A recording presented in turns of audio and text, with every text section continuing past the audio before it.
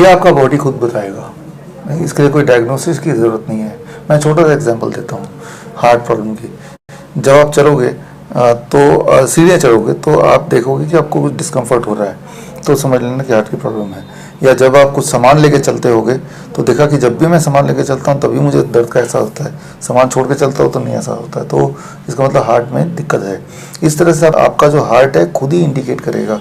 रह रह के पेन, अगर स्पेशली जब आप कोई एक्टिविटी कर रहे होंगे, यहाँ से रेडिएट हार्ट से रेडिएट करके हाथ में जाएगा, बैक में जाएगा, चाहे दोनों हाथ में जाएगा, तो मतलब ये हार्ट की दिक्कत है। तो अगर आपको तीसरी मंजिल तक पहुंचना है और आपको दिन में बीच में 2 बार रुकना पड़े और सांसें लेना पड़े, तो देयर इज़ ए चांस कि ये भी हार्ट की प्रॉब्लम है। तो आपका बॉडी खुद इंडिकेट करेगा, और जिससे आपको आइडिया लग जाएगा कि आपके हार्ट उतना नहीं आउटपुट दे रही है ब्लड का जितनी की देनी चाहिए।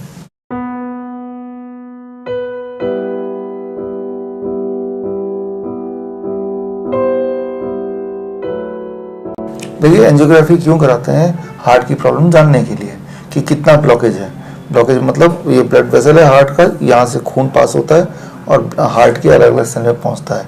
और अगर यहाँ ब्लॉकेज होता है, खून पूरा नहीं पहुँचेगा, तो बॉडी हार्ट के जो सेल्स हैं उनको पूरी खुराक नहीं मिली। क्योंकि पूरी खुराक ही नहीं मिली तो वो जो हार्ट के सेल है वो पूरी तरह से काम नहीं कर रहे हैं, पंप नहीं कर रहे हैं, तो जिसे हम हार्ट की प्रॉब्लम बोलते हैं। तो कितना % ब्लॉकेज है, ये 80% ब्लॉकेज है या 70% ब्लॉकेज है, 50% ब्लॉकेज है, और कहाँ कहाँ ब्लॉकेज है, ये दोनों चीज़ पता करने के लिए एंजियोग्राफी करते हैं। लेकिन हमें याद रखना चाहिए कि एंजियोग्राफी जो है, नाम सुनने में सिंपल लग रहा है एंजियोग्राफी, लेकिन ये बहुत ही खतरनाक प्रोसेस है जिसमें ये तार, ऐसा एक तार आपके बॉडी में ब्लड वेसल के माध्यम से नीचे से लेके ऊपर तक ले जाते हैं, सारे ऑर्गन के बीच से होता हुआ, चीरता हुआ, और हार्ट तक ले जाते हैं, और उससे उसकी विजुअल फ़ोटो खींच के वो फ़ोटो से ये देखने की कोशिश करते हैं कि कहाँ कहाँ ब्लॉकेज है। तो ये एक तो बहुत ही अप्रॉक्सीमेट बेसिक मेथड है जिसकी एक्यूरेसी बहुत ही बेकार है, पहली बात। दूसरी बात, ये बहुत ही इंजरियस है, मतलब ये कि बहुत सारे लोग तो ये प्रोसेस के दौरान ही उनकी मौत हो जाती है। तो ये प्रोसेस कोई ठीक करने का प्रोसेस नहीं है, सिर्फ जानने का कि ब्लॉकेज कितना % है। तो मैंने अभी तक पिछले 12 साल में कभी भी किसी भी पेशेंट को, हार्ट के पेशेंट जो आते हैं, रिकमेंड नहीं किया कि एंजियोग्राफी कराओ, कि आपका बॉडी खुद ही बता रहा है कि आपको डिस्कम्फर्ट है, उतना ही काफ़ी है। कोई एग्जैक्टली वो 80% ब्लॉकेज है कि 70% ब्लॉकेज है, वो कौन से हार्ट के साइड में है ब्लॉकेज, उनको पता करके आपको करना क्या है। आपको तो ये मतलब होना चाहिए कि हमें इसको ठीक कैसे करना है। तो मैं हमेशा बोलता हूँ पेशेंट्स को, हर एक को, कि कभी भी एंजियोग्राफी के बारे में सोचना नहीं। एंजियोग्राफी होने के बाद आप वो इंसान नहीं रहेंगे जो पहले थे, आपकी वही वाली हेल्थ वापस नहीं आएगी जो पहले थी। तो it is a very dangerous process. यहाँ तक कि डॉक्टर एंजियोग्राफी करवाने से पहले लिखवा लेता है कि इसके दौरान आपकी मौत भी हो सकती है, और अगर हो गई तो हम जिम्मेवार नहीं हैं। इसी से अंदाज़ा लगाइए कि कितना खतरनाक होगा कि डॉक्टर आपसे लिखवा लेता है।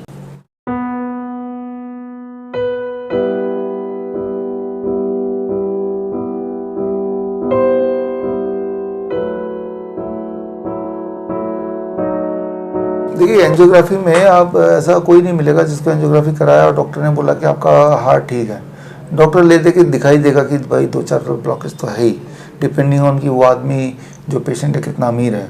यही मोडस ऑपरेंडी होता है हार्ट डिपार्टमेंट का, राइट। और वो बोलेगा 1 ब्लॉकेज है, 2 ब्लॉकेज है, 3 ब्लॉकेज है, हर ब्लॉकेज के मान लो 1-1 लाख रुपये हो गए, या फिर 50,000 रुपये हो गए, डिपेंडिंग ऑन कि वो हॉस्पिटल कितना बड़ा है, वो पेशेंट कितना अमीर है, वो डॉक्टर कितना अमीर बनना चाहता है, ये सारी चीज़ें हैं। तो it is all about commerce, it is not nothing about the medical science. तो एंजियोग्राफी करने के बाद अगला स्टेप आता है एंजियोप्लास्टी का या बाईपास सर्जरी का। डॉक्टर बोलेगा देखो भाई, ब्लॉकेज ऐसी जगह है जहाँ पे एंजियोप्लास्टी नहीं हो सकती।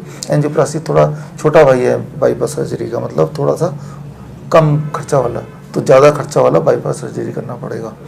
तो ये ग्रेजुएट होते हैं। तो लेकिन वो सोचता है मैंने एंजियोग्राफी करा लिया, मैं एंजियोप्लास्टी भी करा लूँ। तो लेकिन ये दोनों के दोनों प्रोसेस जो angioplasty and bypass surgery, they are all very dangerous process, invasive process है, जहाँ पे हार्ट को रोक के, राइट, तब कोई प्रोसेस पूरा करना पड़ता है। और हार्ट को रोक के करना पड़ रहा है मतलब हार्ट का और ब्रेन का जो एक हार्मनी है वो बिगड़ जाता है, और ऐसे में ब्रेन के कुछ सेल्स जो हैं वो मर जाते हैं, हर एक के लिए, जो भी ये प्रोसेस कराता है। और ब्रेन के सेल जब मर जाते हैं तो वो इंसान जब सर्जरी रूम से बाहर आता है कई महीनों तक वो एक बुद्धू की तरह दिखता है, लिटरली। इवन बिल क्लिंटन भी आज से कुछ साल पहले की वीडियो देखिए जब उनकी बाईपास सर्जरी हुई थी, तो उसके बाद से वो उनके जो बोलचाल है, उनके फिजिकल अपीयरेंस में एकदम से वो बुद्धू दिख रहे थे। तो इसी तरह से जिसकी भी बाईपास सर्जरी हुई होगी, आप अगर जानते होंगे तो आप देखेंगे उनके इंटेलेक्चुअल लेवल कम हो जाता है। तो मैं यही बोलना चाह रहा हूँ आपको कि ये सारे सर्जरीज आपके ब्रेन डैमेज करते हैं, बिसाइड हार्ट को तो डैमेज करेंगे, आफ्टर ऑल हार्ट को में ही काटा पीटा जा रहा है। तो ये सर्जरी कभी ना कराएं, इसे किसी को भी नहीं करना चाहिए। इवन इफ आपके हार्ट में 100% ब्लॉकेज हो, तब भी 100% ब्लॉकेज हो, सारे आर्टरीज ब्लॉक्ड हों, उसके बाद भी I always say these surgeries are not for human, it is not for your health. ये पेशेंट के लिए नहीं है, ये तो प्रॉफिट के लिए है।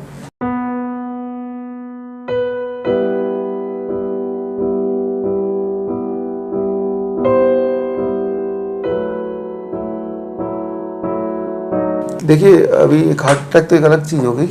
अगर ब्लॉकेज है तो बाईपास सर्जरी और एंजियोप्लास्टी की जगह ब्लॉकेज निकालने का आसान तरीका है, जो नोबेल प्राइज विनिंग साइंस है, नाइट्रिक ऑक्साइड का प्रोडक्शन अगर बॉडी में बढ़ जाए तो 1 महीने से 3 महीने के अंदर ब्लॉकेज खुल जाता है। नाइट्रिक ऑक्साइड बॉडी में क्या करता है, जहाँ जहाँ ब्लॉकेज है, ब्लॉकेज पूरी बॉडी में कहीं भी हो सकता है, उसको धीरे धीरे क्लियर करता है 1 महीने से 3 महीने में। अच्छा, नाइट्रिक ऑक्साइड कैसे बढ़ाना है, उसको बढ़ाने का 1 मिनट में समझाता हूँ। सिर्फ DIP डाइट लेके, DIP डाइट में सिर्फ इतना करना है कि 12 बजे तक सिर्फ फल खाना है आपके बॉडी वेट अनुसार। मान लो मेरा बॉडी वेट 70 kg, तो 700 ग्राम फल खाना है मिनिमम। 800 ग्राम भी खा सकते हैं, लेकिन 700 ग्राम से कम ना हो, और कुछ और नहीं खाना है। और लंच और डिनर से पहले अपने बॉडी वेट अनुसार कच्ची सब्जी खाना है, टमाटर, खीरा, मूली, गाजर। कितना?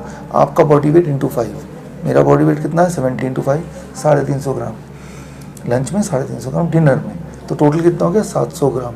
मतलब ये कि मेरे लिए 700 ग्राम फल और 700 ग्राम ही कच्ची सब्जी पूरे दिन भर में खाना है, ये मेरा मेडिसिन हो गया। और 2 चीज़ छोड़ देनी है। एक चीज़ जो जानवरों से निकलती है ऐसा खाना, जैसे डेयरी प्रोडक्ट है, अंडा, मछली है, या फिर एक चीज़ जो फैक्ट्री से निकलती है, जैसे बिस्किट, ब्रेड इत्यादि। धूप में बैठना है 15 मिनट, इतना अगर आप कर पाएँ तो it takes about 1 months time. 1 महीने कैसे पता चलेगा आप ठीक हो गए? बड़ा आसान है। दोबारा सीढ़ी चढ़ते देखिए कि मैं एक ही बार में चढ़ पा रहा हूँ क्या? दोबारा से वही उतना ही बोझ उठाइए। अब देखिए क्या दोबारा दर्द हो रहा है क्या? अगर इसका आंसर मिलता है नहीं, अब नहीं हो रहा, तो समझ जाइए वो ब्लॉकेज आपका भर चुका है। तो बड़ा ही सिंपल है। अगर डायग्नोस करना भी आपका शरीर ही बताता है, ठीक हो गया तो भी आपका शरीर बताएगा, और हर बार बताएगा, हर बार ऐसा होगा। तो 1 महीने से 3 महीने की बात है, आप दोबारा ठीक हो जाएंगे।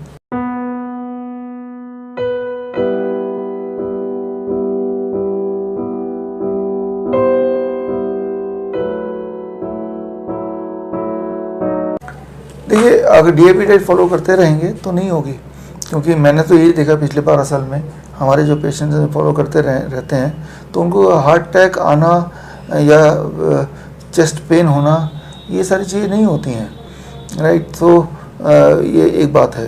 कार्डियक अरेस्ट हो जाना, देखिए चेस्ट पेन है, कार्डियक अरेस्ट है, हार्ट अटैक है, तीनों अलग अलग चीज़ें हैं। हालांकि लोग इसको एक दूसरे से मिक्स करते हैं, राइट। चेस्ट पेन कई बार होता है, लेकिन वो चेस्ट की वजह से नहीं होता। इंडाइजेशन हो गया, लेकिन वो इंडाइजेशन में जो गैस है वो ऊपर की तरफ आ रहा है, वही गैस का जो पेन है वो चेस्ट में फील होता है, तो हमें लगता है कि हमें हार्ट अटैक आ गया है। चेस्ट के पेन का ही नाम है हार्ट अटैक, राइट। तो जबकि वो हार्ट अटैक ना होके वो गैस्ट्रिक इसोफिगल रिफ्लेक्स डिजीज़ बोलते हैं, वो है। 99% जब चेस्ट में पेन होता है वो हार्ट अटैक नहीं, वो गैस का पेन है। लेकिन एक बार आप हॉस्पिटल भर्ती हो गए और ऊपर से डर के मारे, तो डॉक्टर बोलेगा आपको अभी एंजियोप्लास्टी करना पड़ेगा, एंजियोग्राफी करना पड़ेगा, ये सारी चीज़ें बताएंगे, और तब तो वो जो बताएंगे वो आप कर ही लेंगे। लेकिन ये सारे जो पेन है विद टाइम कुछ घंटों में अपने आप ही ठीक हो जाता है। उन्हीं घंटों में डॉक्टर आपका एंजियोप्लास्टी भी कर देता है, और अल्टीमेटली वो तो ठीक होना ही था, और ठीक होने के बाद आप सोचते हैं ये तो डॉक्टर का कमाल है, उसने तो एंजियोप्लास्टी कर दिया, अब देखो मैं ठीक भी हूँ। वो 6 घंटे 7 घंटे में ठीक होना ही है, चाहे आप कुछ करो या ना करो। That is what is 99% time the chest pain is not the heart attack, it is the gastric esophageal reflux disease.